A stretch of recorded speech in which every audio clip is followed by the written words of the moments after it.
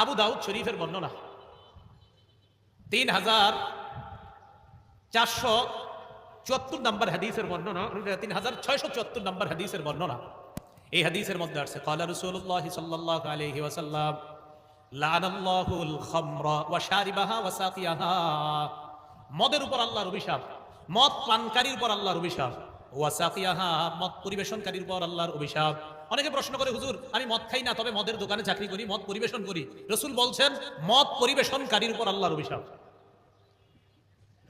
ওয়া বাইআহা ওয়া মুবতাআহা, মদ বিক্রেতার উপর আল্লাহর অভিশাপ। আপনি এমন দোকানে চাকরি করেন যেখানে মদ বিক্রি হয়, কিন্তু আপনি মদ খান না, কিন্তু আপনি যে মদ বিক্রি করছেন আপনার উপর আল্লাহর অভিশাপ। ওয়া মুবতাআহা, মদ যে ক্রয় করে তার উপর আল্লাহর অভিশাপ। বসের জন্য মদ কিনতে গেছেন, আপনি যে মদ কিনলেন আপনার উপর আল্লাহর অভিশাপ, হারাম জিনিস কিনলেন না।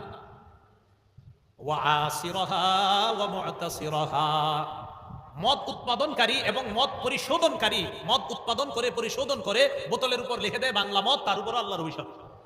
তার উপর আল্লাহ। তাহলে মদের উপর কার অভিশাপ? পানকারীর উপর, পরিবেশনকারীর উপর, মদ বিক্রেতার উপর, মদ ক্রয়কারীর উপর।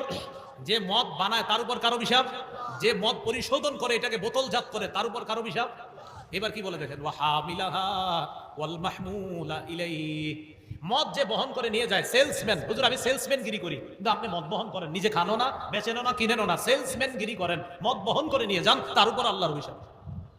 ওয়াল মাহমুলা ইলাইহি, যার কাছে মদ বহন করে নিয়ে যাওয়া হয় তার উপর আল্লাহর অভিশাপ। এখন বলেন তো, আমাদের দেশে বিভিন্ন দিনকে কেন্দ্র করে মদ বিক্রি, মদ ক্রয় আর মদ পরিবেশন আর মদ পানের ঘটনা শুধু পৃথিবীতে হয় না, আমাদের দেশেও হয়। আল্লাহ এই জাতীয় অভিশপ্ত কাজ থেকে আমাদেরকে হেফাজত করেন।